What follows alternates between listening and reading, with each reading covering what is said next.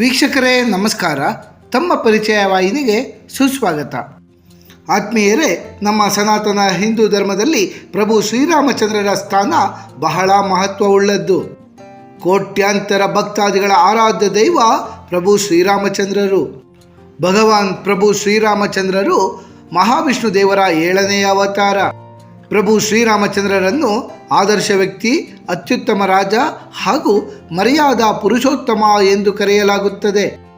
ಪ್ರಭು ಶ್ರೀರಾಮಚಂದ್ರರು ಸತ್ಯ ಮತ್ತು ನೈತಿಕತೆಯ ಸಾಕಾರ ರೂಪ.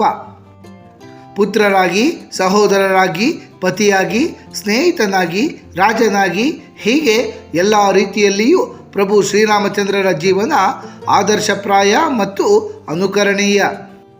ಕೊಟ್ಟ ಮಾತನ್ನು ಉಳಿಸಿಕೊಳ್ಳುವುದು ಹೇಗೆ, ತಂದೆ ತಾಯಿಯನ್ನು ಗೌರವಿಸುವುದು ಹೇಗೆ, ಏಕಪತ್ನಿ ವ್ರತಸ್ಥರಾಗಿ ಪತ್ನಿಯನ್ನು ಗೌರವಿಸುವುದು, ಕಾಪಾಡುವುದು ಹೇಗೆ ಎಂಬಿತ್ಯಾದಿ ಜೀವನ ಪಾಠಗಳನ್ನೆಲ್ಲ ಪ್ರಭು ಶ್ರೀರಾಮಚಂದ್ರರು ಮನುಕುಲಕ್ಕೆ ಸಾರಿ ತಿಳಿಸಿಕೊಟ್ಟಿದ್ದಾರೆ.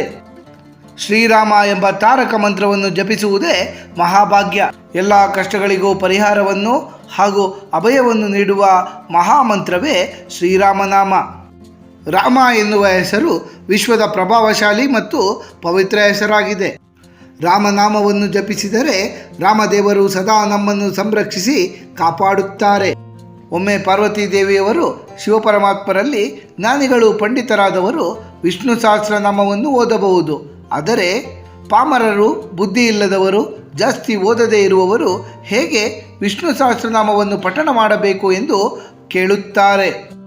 ಆಗ ಶಿವಪರಮಾತ್ಮರು ಶ್ರೀರಾಮನಾಮ ರಾಮೇತಿ ರಮೇ ರಾಮೇ ಮನೋರಮೆ ಸಹಸ್ರನಾಮ ತತ್ತುಲ್ಯಂ ರಾಮನಾಮ ವರಾನನೆ ಎಂಬ ಈ ಶ್ಲೋಕವನ್ನು 3 ಸಾರಿ ಹೇಳಿದರೆ ಸಾಕು, ಸಹಸ್ರನಾಮ ಪಠಿಸಿದಷ್ಟು ಪುಣ್ಯ ಬರುತ್ತದೆ ಎಂದು ಪಾರ್ವತೀ ದೇವಿಗೆ ತಿಳಿಸುತ್ತಾರೆ.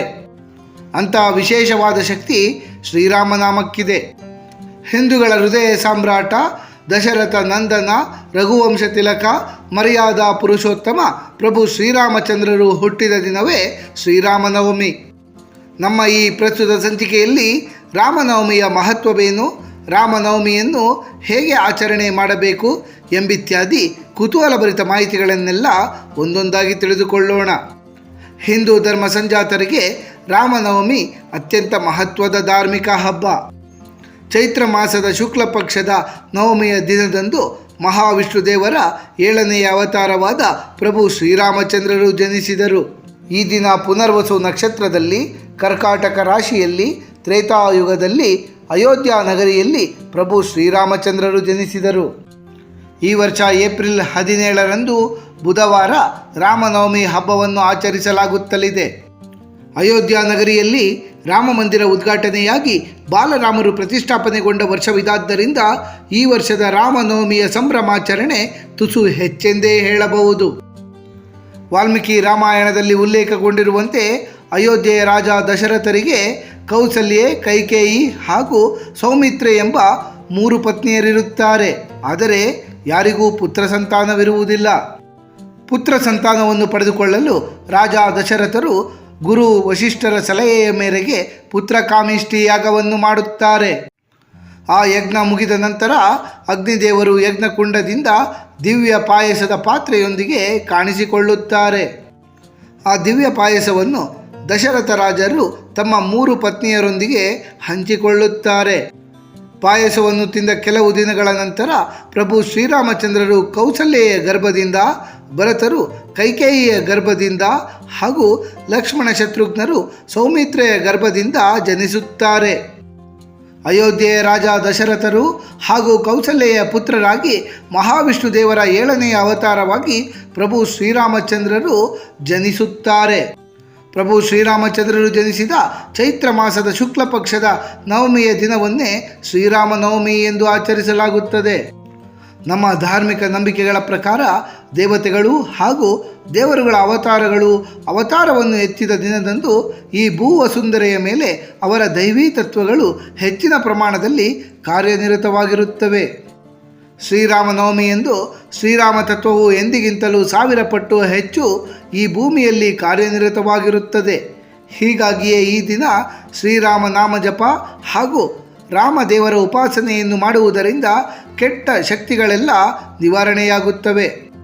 ಭೂಮಿಯ ಮೇಲೆ ದೈವಿಕ ಶಕ್ತಿ ನೆಲೆ ನಿಲ್ಲುತ್ತದೆ.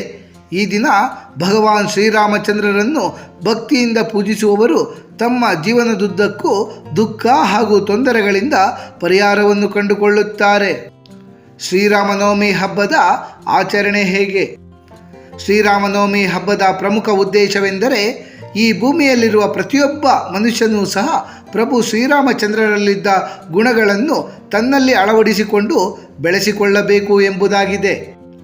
ರಾಮನವಮಿ ಹಬ್ಬ ಅತ್ಯಂತ ಸರಳ ಹಾಗೂ ಸುಲಭವಾದದ್ದು. ಈ ಹಬ್ಬವನ್ನು ನಮ್ಮ ದೇಶದಾದ್ಯಂತ ಬಹಳಷ್ಟು ಸಂಭ್ರಮ ಹಾಗೂ ಸಡಗರದಿಂದ ಆಚರಣೆ ಮಾಡಲಾಗುತ್ತದೆ. ಶ್ರೀರಾಮ ಮನೆ ದೇವರು ಇರುವವರು ಈ ಹಬ್ಬವನ್ನು 9 ದಿನಗಳ ಕಾಲ ಆಚರಣೆ ಮಾಡುತ್ತಾರೆ. ಚೈತ್ರ ಮಾಸದ ಶುಕ್ಲ ಪಕ್ಷದ ಪಾಡ್ಯದಿಂದ ನವಮಿಯವರೆಗೂ ರಾಮಾಯಣ ಪಾರಾಯಣ ಮಾಡಿ ನವಮಿಯ ದಿನ ರಾಮ ಪಟ್ಟಾಭಿಷೇಕವನ್ನು ಮಾಡಿ ಹಬ್ಬವನ್ನು ಪೂರ್ಣಗೊಳಿಸುತ್ತಾರೆ. ಹೀಗೆ 9 ದಿನಗಳ ಕಾಲ ರಾಮನ ಉತ್ಸವ ನಡೆಸುತ್ತಾರೆ. ರಾಮನವಮಿ ಪೂಜೆಯ ವಿಧಾನ. ಮನೆ ಮನೆಗಳಲ್ಲಿಯೂ ಶ್ರೀರಾಮನವಮಿ ಹಬ್ಬದ ಆಚರಣೆ ಉದಯಿಸುತ್ತಿರುವ ಸೂರ್ಯದೇವರಿಗೆ ಪ್ರಾರ್ಥನೆಯನ್ನು ಸಲ್ಲಿಸುವ ಮೂಲಕವೇ ಪ್ರಾರಂಭವಾಗುತ್ತದೆ. ಭಗವಾನ್ ಶ್ರೀರಾಮಚಂದ್ರರು ಸೂರ್ಯವಂಶದಲ್ಲಿ ಜನಿಸಿದವರು. ಹಾಗಾಗಿಯೇ ಶಕ್ತಿಯ ಪ್ರತೀಕವಾದ ಸೂರ್ಯದೇವರ ಆರಾಧನೆ ರಾಮನವಮಿ ಎಂದು ಮುಖ್ಯವಾಗುತ್ತದೆ. ಇದಾದ ನಂತರ ರಾಮ ಲಕ್ಷ್ಮಣ ಸೀತೆಯರ ವಿಗ್ರಹಗಳಿಗೆ ಹೂವು ಹಣ್ಣುಗಳನ್ನೆಲ್ಲ ಅರ್ಪಿಸಿ ಶಂಖನಾದವನ್ನು ಮೊಳಗಿಸಿ ಪೂಜೆಯನ್ನು ಸಲ್ಲಿಸಿ ಶ್ರೀರಾಮ ರಕ್ಷಾ ಸ್ತೋತ್ರ ಸುಂದರಕಾಂಡ ಪಾರಾಯಣವನ್ನು ಮಾಡಿ ಆಂಜನೇಯರ ಹನುಮಾನ್ ಚಾಲೀಸಗಳನ್ನು ಪಠಣ ಮಾಡಬೇಕು. ರಾಮದೇವರಿಗೆ ಪೂಜೆಯ ಸಮಯದಲ್ಲಿ ತುಳಸಿ ದಳವನ್ನು ಹಾಗೂ ಕಮಲದ ಪುಷ್ಪಗಳನ್ನು ಅರ್ಪಿಸುವುದನ್ನು ಮರೆಯಬಾರದು. ಶ್ರೀರಾಮನವಮಿಯಂದು ಉಪವಾಸವನ್ನು ಮಾಡಿದರೆ ಬಲು ಶ್ರೇಷ್ಠ. ಈ ದಿನ ನಾವು ಕೈಗೊಳ್ಳುವಂತಹ ಉಪವಾಸ ಜೀವನದಲ್ಲಿ ಎಲ್ಲ ರೀತಿಯ ಸಂತೋಷ ಹಾಗೂ ಸಮೃದ್ಧಿಯನ್ನು ತಂದುಕೊಡುತ್ತದೆ ಮತ್ತು ಪಾಪಗಳನ್ನೆಲ್ಲವನ್ನು ನಾಶ ಮಾಡುತ್ತದೆ ಎನ್ನುವುದು ಧಾರ್ಮಿಕ ನಂಬಿಕೆ. ರಾಮನವಮಿ ಎಂದು ಉಪವಾಸವಿದ್ದು ರಾಮ ಜಪ ಹಾಗೂ ರಾಮಾಯಣ ಪಾರಾಯಣವನ್ನು ಮಾಡಬೇಕು. ರಾಮದೇವರ ಸ್ತೋತ್ರಗಳು, ಶ್ಲೋಕಗಳು, ಭಜನೆಗಳನ್ನು ಹಾಡುವ ಮೂಲಕ ದೇವರನ್ನು ಸಂಪ್ರೀತಗೊಳಿಸುವ ಕಾರ್ಯವನ್ನು ನಾವು ಈ ದಿನ ಕೈಗೊಳ್ಳಬೇಕು. ರಾಮನವಮಿಯ ದಿನ ರಾಮ ಮಂತ್ರಗಳನ್ನು ಜಪಿಸುವುದರಿಂದ ಎಲ್ಲ ಪಾಪಗಳು ಕಳೆದು ಆರೋಗ್ಯ, ಸಂಪತ್ತು ಹಾಗೂ ಸಮೃದ್ಧಿ ನಮಗೆ ಪ್ರಾಪ್ತಿಯಾಗುತ್ತದೆ. ರಾಮದೇವರ ಧ್ಯಾನಕ್ಕೆ ರಾಮನಾಮ ಬರೆಯುವುದು ಸಹ ಒಂದು ಉತ್ತಮವಾದ ಸಾಧನ. ಶ್ರೀರಾಮ ಜಯ ರಾಮ ಜಯ ಜಯ ರಾಮ ಎಂಬ ರಾಮನಾಮವನ್ನು ಶ್ರೀರಾಮನವಮಿಯ ದಿನ ಜಪಿಸಿ ನಾವು ಬರೆದರೆ ಅತ್ಯಂತ ಉತ್ತಮ. ಕನಿಷ್ಠ ಪಕ್ಷ 9 ನಾಮಗಳನ್ನಾದರೂ ರಾಮನವಮಿಯ ದಿನ ಬರೆಯಬೇಕು. ವಿಶೇಷವಾಗಿ ಮಕ್ಕಳು ಇದನ್ನು ಬರೆದರೆ ವಿದ್ಯಾಭ್ಯಾಸದಲ್ಲಿ ಏಕಾಗ್ರತೆಯನ್ನು ಕಾಯ್ದುಕೊಳ್ಳಲು ಅವರಿಗೆ ಸಹಕಾರಿಯಾಗುತ್ತದೆ. ಈ ಹಬ್ಬದ ಮತ್ತೊಂದು ವಿಶೇಷತೆ ಎಂದರೆ ಸಂಗೀತೋತ್ಸವ. ಈ ದಿನದಂದು ಪ್ರಮುಖ ರಾಮ ಮಂದಿರಗಳಲ್ಲಿ ಸಂಗೀತೋತ್ಸವಗಳನ್ನು ಏರ್ಪಡಿಸಲಾಗಿರುತ್ತದೆ. ರಾಮದೇವರ ಕುರಿತಾದ ಭಜನೆ, ಕೀರ್ತನೆ ಇತ್ಯಾದಿಗಳನ್ನು ಹಾಡಲಾಗುತ್ತದೆ. ದೇಗುಲಗಳಲ್ಲಿ ರಾಮನವಮಿಯ ಹಬ್ಬದಂದು ಶ್ರೀರಾಮ ದೇವರಿಗೆ ಪಾನಕ, ಮಜ್ಜಿಗೆ, ಕೋಸಂಬರಿಗಳನ್ನು ನೈವೇದ್ಯವನ್ನಾಗಿ ಮಾಡಿ ಭಕ್ತಾದಿಗಳಿಗೆ ಪ್ರಸಾದದ ರೂಪದಲ್ಲಿ ವಿತರಿಸಲಾಗುತ್ತದೆ. ಕೋಸಂಬರಿ ಪಾನಕವನ್ನು ವಿತರಿಸುವ ಹಿಂದೆಯೂ ಸಹ ಆರೋಗ್ಯಕರ ಲಾಭಗಳಿವೆ. ಬೇಸಿಗೆ ಕಾಲದಲ್ಲಿ ದೇಹದ ಉಷ್ಣತೆ ಹೆಚ್ಚಾಗಿರುತ್ತದೆ. ಈ ಕಾಲದಲ್ಲಿ ಬೆಲ್ಲದಿಂದ ಮಾಡಿದ ಪಾನಕ ಹಾಗೂ ಹೆಸರು ಬೇಳೆಯಿಂದ ಮಾಡಿದ ಕೋಸಂಬರಿ ಸೇವಿಸಿದರೆ ದೇಹದ ಉಷ್ಣತೆ ನಿಯಂತ್ರಣಕ್ಕೆ ಬರುತ್ತದೆ. ಮೆರವಣಿಗೆ ರಾಮನವಮಿ ಹಬ್ಬದ ಪ್ರಮುಖ ಆಕರ್ಷಣೆಯಾಗಿದೆ. ಎಲ್ಲೆಡೆಯೂ ಶ್ರೀರಾಮ, ಸೀತೆ, ಲಕ್ಷ್ಮಣ, ಆಂಜನೇಯ ಸ್ವಾಮಿ ದೇವರ ಪ್ರತಿಮೆಗಳನ್ನು ರಥದಲ್ಲಿ ಸಿಂಗರಿಸಿ ಜನರು ಮೆರವಣಿಗೆ ಮಾಡುತ್ತಾರೆ. ಈ ಭೂಮಿಯಲ್ಲಿ ರಾಮದೇವರ ಆಡಳಿತಾವಧಿಯ ಸಮಯದಲ್ಲಿ ಇದ್ದಂತಹ ಶಾಂತಿಯನ್ನು ಜನರಿಗೆ ಈ ಸನ್ನಿವೇಶ ನೆನಪು ಮಾಡಿಕೊಡುತ್ತದೆ. ಭಗವಾನ್ ಶ್ರೀರಾಮಚಂದ್ರರ ಜನ್ಮದಿನವನ್ನು ಆಚರಿಸುವುದರೊಂದಿಗೆ ಇದೇ ದಿನವನ್ನು ರಾಮ ಹಾಗೂ ಸೀತೆಯರ ವಿವಾಹ ದಿನವನ್ನಾಗಿಯೂ ಸಹ ಆಚರಿಸಲಾಗುತ್ತದೆ.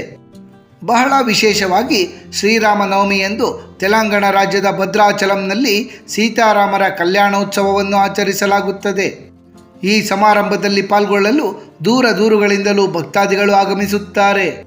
ಸೀತಾರಾಮರ ಕಲ್ಯಾಣೋತ್ಸವದಲ್ಲಿ ಬಳಸುವಂತಹ ಅಕ್ಷತೆಯನ್ನು ತಲೆಯ ಮೇಲೆ ಹಾಕಿಕೊಂಡರೆ ಅವಿವಾಹಿತರಿಗೂ ಸಹ ಮದುವೆಯಾಗುತ್ತದೆ. ವಿವಾಹಿತರ ದಾಂಪತ್ಯದಲ್ಲಿ ಒದಗಿ ಬರುವ ಎಲ್ಲ ಅಡೆತಡೆಗಳೂ ಸಹ ನಿವಾರಣೆಯಾಗುತ್ತವೆ. ಅಯೋಧ್ಯೆಯಲ್ಲಿ ರಾಮನವಮಿಯಂದು ಲಕ್ಷ ದೀಪಗಳನ್ನು ಬೆಳಗಿಸಲಾಗುತ್ತದೆ. ರಾಮನವಮಿಯಂದು ಅಯೋಧ್ಯೆಯಲ್ಲಿ ಹರಿಯುವ ಸರಯೂ ನದಿಯಲ್ಲಿ ಸ್ನಾನವನ್ನು ಮಾಡುವುದು ಅತ್ಯಂತ ಮಂಗಳಕರ ಎಂದು ಪರಿಗಣಿಸಲಾಗುತ್ತದೆ. ಆತ್ಮೀಯ ವೀಕ್ಷಕರೇ, ಶ್ರೀರಾಮನವಮಿಯ ಕುರಿತಾಗಿ ಹಲವಾರು ವಿಶೇಷ ಮಹತ್ವದ ಮಾಹಿತಿಗಳನ್ನೆಲ್ಲ ತಿಳಿದುಕೊಂಡ ನಮಗೆಲ್ಲರಿಗೂ ಪ್ರಭು ಶ್ರೀರಾಮಚಂದ್ರರ ಕೃಪಾ ಕಟಾಕ್ಷ ಸದಾಕಾಲ ಇರಲೆಂದು ಕೋರಿಕೊಳ್ಳುತ್ತಾ ಈ ದಿನದ ಸಂಚಿಕೆಯನ್ನು ಮುಗಿಸುತ್ತಲಿದ್ದೇವೆ. ವೀಕ್ಷಕರೇ, ನಿಮಗೆ ಈ ವಿಡಿಯೋ ಇಷ್ಟವಾಗಿದ್ದಲ್ಲಿ ಲೈಕ್ ಮಾಡಿ, ಶೇರ್ ಮಾಡಿ ಮತ್ತು ಸಬ್ಸ್ಕ್ರೈಬ್ ಮಾಡಿ ಹಾಗೂ ಬೆಲ್ ಬಟನ್ ಒತ್ತುವುದನ್ನು ಮರೆಯಬೇಡಿ.